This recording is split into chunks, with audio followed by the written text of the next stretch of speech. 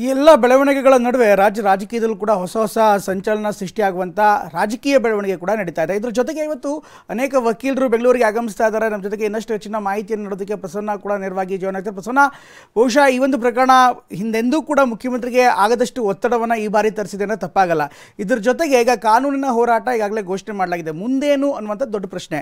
ಒಂದು ರಾಜಕೀಯವಾಗಿ ಹೋರಾಟ ರೂಪಿಸುವಂಥದ್ದು, ಅದಕ್ಕೆ ಕೆಪಿಸಿಸಿ ಮತ್ತು ಕಾಂಗ್ರೆಸ್ ಒಂದು ಹೋರಾಟವನ್ನು ಮಾಡ್ತಾ ಇದೆ. ಸಂಘ ಸಂಸ್ಥೆಗಳು ಅವ್ರದ್ದೇ ಆದಂಥ ಬೆಂಬಲವನ್ನು ಕೊಡ್ತಾ ಇದ್ದಾರೆ. ಇದರ ಜೊತೆಗೆ ಇವತ್ತು ವಕೀಲರು ಕೂಡ ಬರ್ತಾ ಇದ್ದಾರೆ, ಅವ್ರ ಜೊತೆಗೆ ಚರ್ಚೆ ಇದೆ. ಈಗ ಆಪ್ಷನ್ಸ್ಗಳು ಏನಿದೆ, ಮುಂದೆ ಏನೇನು ಮಾಡ್ಬೋದು, ಏನೇನು ಆಗುವಂಥ ಸಾಧ್ಯತೆಗಳಿರುತ್ತೆ, what next for CM? Pramod, ಒಂದು ರೀತಿಯಲ್ಲಿ ಇದೊಂದು ಚಕ್ರವ್ಯೂಹದ ರೀತಿಯಲ್ಲಿ ಭಾಸವಾಗ್ತಾ ಇದೆ. ಇದೇ ಕಾರಣಕ್ಕೋಸ್ಕರ ಸಿಎಂ ಸಿದ್ದರಾಮಯ್ಯನವರು ಅತ್ಯಂತ ಗಂಭೀರವಾಗಿ ಪ್ರಕರಣವನ್ನು ಪರಿಗಣಿಸಿದ್ದಾರೆ ಮತ್ತು ಪ್ರಾಸಿಕ್ಯೂಷನ್ಗೆ ಕೊಟ್ಟ ಬಳಿಕ ಏನೇನು ಮಾಡಬಹುದು ಅನ್ನುವಂತಹ ಎಲ್ಲಾ ಸಾಧ್ಯತೆಗಳ ಬಗ್ಗೆಯೂ ಕೂಡ ಕೂಲಂಕುಷವಾಗಿ ಕಾನೂನು ತಜ್ಞರ ಮೊರೆ ಹೋಗಿದ್ದಾರೆ. ಒಂದು ನೈತಿಕತೆಯ ಪ್ರಶ್ನೆ ಇಲ್ಲಿ ಎದುರಾಗುತ್ತೆ. ಪ್ರಾಸಿಕ್ಯೂಷನ್ಗೆ ರಾಜ್ಯಪಾಲರು ಕೊಡ್ತಾರೆ ಅನ್ನುವಂಥದ್ದು ಅನಿರೀಕ್ಷಿತ ಏನೂ ಆಗಿರಲಿಲ್ಲ, ನಿರೀಕ್ಷಿತವಾಗಿ ಆಯಿತು.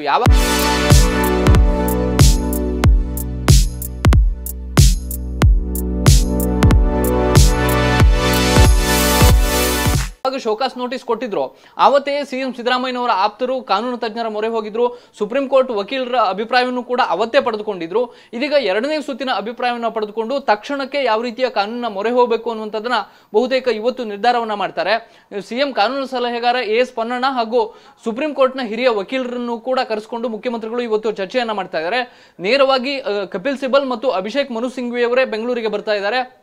ಅವರು ಮುಖ್ಯಮಂತ್ರಿಗಳ ಪರವಾಗಿ ಏನೆಲ್ಲ ರಿಟ್ ಅರ್ಜಿ ಸಲ್ಲಿಸೋದಕ್ಕೆ ಸಾಧ್ಯ ಮತ್ತು ತಡೆಯಾಜ್ಞೆಯನ್ನು ಹೇಗೆ ತರಬಹುದು, ಕಾನೂನಾತ್ಮಕವಾಗಿ ರಾಜ್ಯಪಾಲರು ಕೊಟ್ಟಿರುವಂತಹ ಪ್ರಾಸಿಕ್ಯೂಷನ್ ಏನು ಅನುಮತಿ ಇದೆ, ಇದರಲ್ಲಿ ಏನೇನು ಕಾನೂನಿನ ಲೋಪದೋಷಗಳಿದಾವೆ, ನಿನ್ನೆಯಿಂದಲೂ ಕೂಡ ಸಚಿವರು ಸೇರಿದಂತೆ ಮುಖ್ಯಮಂತ್ರಿಗಳು ಕೂಡ ಪ್ರಸ್ತಾಪ ಮಾಡ್ತಾ ಇದ್ದಂಥದ್ದು. ಕೇಂದ್ರ ಸರ್ಕಾರ 2021ರಲ್ಲಿ ತಂದಂತ ಒಂದು SOP ಏನಿದೆ ಅದು ನಮಗೆ ಅನುಕೂಲ ಆಗುತ್ತೆ ಅನ್ನುವಂತಹ ಒಂದು ಅಭಿಪ್ರಾಯವನ್ನು ತಿಳಿಸಿದ್ದಾರೆ. ಆ SOPಯ ಪ್ರಕಾರ ರಾಜ್ಯಪಾಲರು ನಡೆದುಕೊಂಡಿಲ್ಲ. SOPಯ ಪ್ರಕಾರ ನಡೆದುಕೊಂಡಿದ್ದೆ ಆದ್ರೆ DGP ಲೆವೆಲ್ನ ಆ ಸಮಾನಾನಂತರ ಹುದ್ದೆಯ ಅಧಿಕಾರಿಗಳೇ ಪ್ರಾಸಿಕ್ಯೂಷನ್ಗೆ ಕೇಳಬೇಕಾಗಿತ್ತು. ಆದ್ರೆ ಇದು ಖಾಸಗಿ ವ್ಯಕ್ತಿಗಳು ಕೊಟ್ಟಂತಹ ದೂರಿನ ಆಧಾರದ ಮೇಲೆ ಪ್ರಾಸಿಕ್ಯೂಷನ್ಗೆ ಕೊಟ್ಟಂತದ್ದೇ ತಪ್ಪು, ಕಾನೂನು ಬಾಹಿರ ಅನ್ನುವಂತಹ ಅಂಶವನ್ನ ಪದೇ ಉಲ್ಲೇಖವನ್ನ ಮಾಡ್ತಿದ್ದಾರೆ. ಇದು ಕಾನೂನಾತ್ಮಕ ಅಂಶಗಳಾದ್ರೆ ಬಹುತೇಕ ನಾಳೆ ರಿಟ್ ಅರ್ಜಿ ಸಲ್ಲಿಸುವಂತ ಸಾಧ್ಯತೆ ಇದೆ. ಅದಕ್ಕೆ ದೂರುದಾರರು ಕೂಡ ಕೇವಿಯೇಟ್ ಅನ್ನು ಹಾಕೊಂಡಿದ್ದಾರೆ.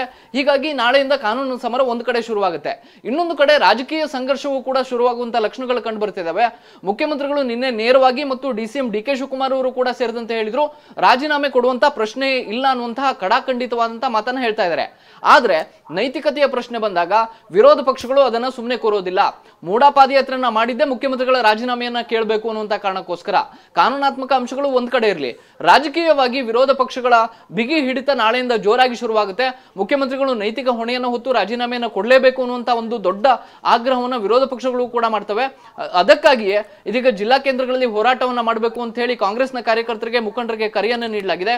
ಸಿದ್ದರಾಮಯ್ಯನವರು ಅಹಿಂದ ನಾಯಕರಾಗಿರೋದ್ರಿಂದ ಅವರ ಪರವಾಗಿ ಇರುವಂತಹ ಒಂದಷ್ಟು ಸಂಘಟನೆಗಳು ಕೂಡ ರಾಜ್ಯಪಾಲರ ವಿರುದ್ಧ ಮತ್ತು ಬಿಜೆಪಿಯ ವಿರುದ್ಧ ಹೋರಾಟಕ್ಕೆ ಕರೆ ನೀಡಿದ್ದಾವೆ. ಹೀಗಾಗಿ ರಾಜಕೀಯ ಸಂಘರ್ಷ ಕೂಡ ನಾಳೆಯಿಂದ ಶುರುವಾಗುತ್ತೆ. ಪ್ರಮೋದ, ಓಕೆ, ಥ್ಯಾಂಕ್ ಯು, ಧನ್ಯವಾದ ಪ್ರಸನ್ನ ಎಲ್ಲ ಮಾಹಿತಿಯಾಗಿ.